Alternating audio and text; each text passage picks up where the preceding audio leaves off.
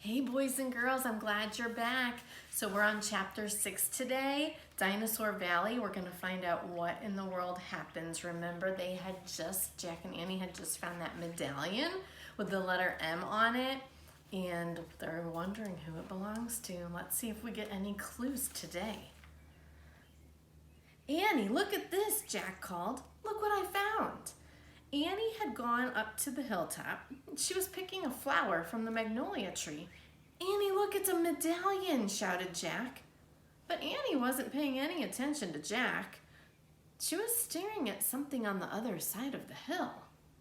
Oh, wow, she said, clutching her magnolia flower. She took off down the hill. Annie, come back, Jack shouted. But Annie had disappeared. Oh, brother, Jack muttered. He stuffed the gold medallion into his jeans pocket.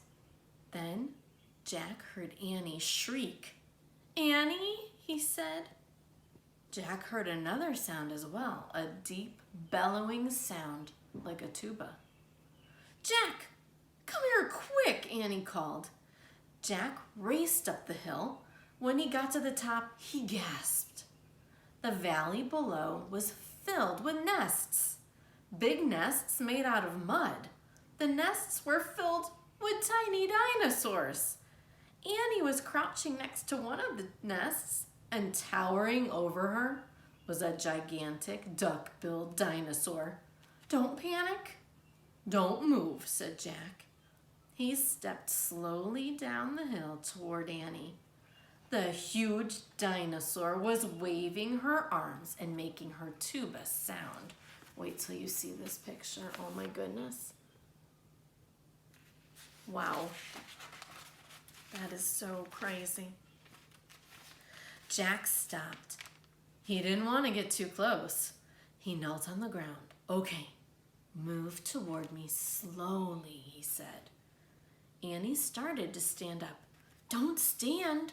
Crawl, said Jack.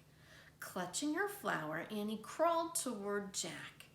Still bellowing, the duck-billed dinosaur followed her. Annie froze. Keep going, Jack said.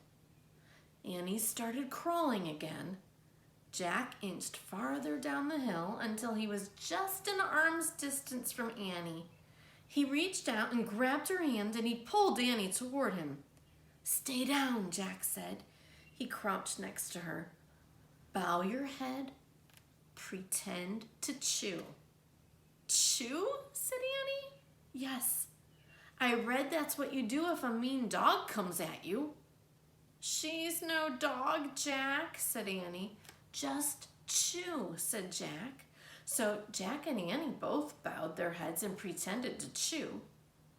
Soon the dinosaur grew quiet. So the dinosaur had been bellowing. So that's making a loud, sort of long sound. So now that she sees Jack and Annie eating, pretending to eat, it seems like she's not so bothered by them now. Jack looked up. I don't think she's mad anymore, he said. You saved me, said Annie. Thanks. You have to use your brain, Annie, said Jack. You can't just go running to a nest of babies. There's always a mother nearby. Annie stood up. Annie, don't, said Jack. Too late. Annie held out her magnolia flower to the dinosaur. I'm sorry I made you worry about your babies. The dinosaur moved closer to Annie. She grabbed the flower from her hand. She reached for another. No more, said Annie. The dinosaur let out a sad tuba sound. But there are more flowers up there. Annie pointed to the top of the hill. I'll get you some. Annie hurried up the hill and the dinosaur waddled after her. Jack quickly looked at the dinosaur babies. Some were crawling out of their nests. Where are the other mothers? Jack wondered. Jack took out the dinosaur book and he flipped through the pages. He found a picture of some duck-billed dinosaurs. He read the caption. The Anatosauruses lived in colonies. so that means they lived in groups. While a few mothers babysat the nests, others looked for food.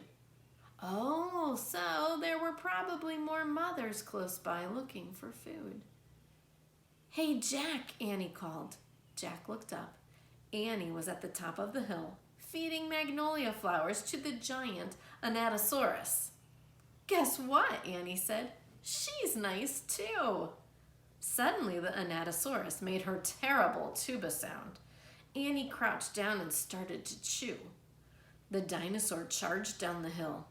She seemed afraid of something. Jack put the book on top of his pack. He hurried to Annie. "I wonder why she ran away," said Annie. "We were starting to be friends." Jack looked around. What he saw in the distance almost made him faint.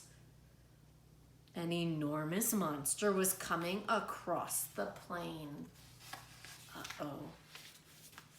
So here's a picture of the Anatosaurus running down the hill to get to her babies quickly. Wonder what Jack saw coming. The monster was walking on two legs. It was swinging a long, thick tail, and it was dangling two tiny arms. Do you guys know what it is? It had a huge head, and its jaws were wide open. Even from far away, Jack could see its long, gleaming teeth. I know what it is, do you? "Tyrannosaurus Rex," whispered Jack. And that's the end of chapter 6. We have to wait until chapter 7 to find out if they get away from the T-Rex or not. So tomorrow, chapter 7, ready, set, go. I can hardly wait. Have a great rest of your day, everybody. See you.